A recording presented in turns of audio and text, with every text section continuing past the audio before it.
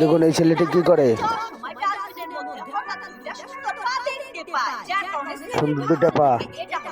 সুন্দরী মেয়ের পা, এজন্য এই ছেলেটি পাটিকে ডাস্টবিনের মধ্যে থেকে বের করার চেষ্টা করতে থাকে, কিন্তু সে কোনোভাবে এই পাটিকে ডাস্টবিনের মধ্যে থেকে বের করতে পারে না। এজন্য ছেলেটি ডাস্টবিন থেকে নিজের বাড়িতে নিয়ে চলে যায় এবং সে এই মেয়েটির পাটিকে ডাস্টবিনের মধ্যে থেকে বের করার জন্য ভ্যাকুয়াম ক্লিনার দিয়ে অনেক জোরে জোরে টানতে থাকে। তবে তারপরও মেয়েটির পা ডাস্টবিনের মধ্যে থেকে বের হয় না। এজন্য ছেলেটি ভাবে তার ভ্যাকুয়াম ক্লিনারটি হয়তো খারাপ হয়ে গিয়েছে।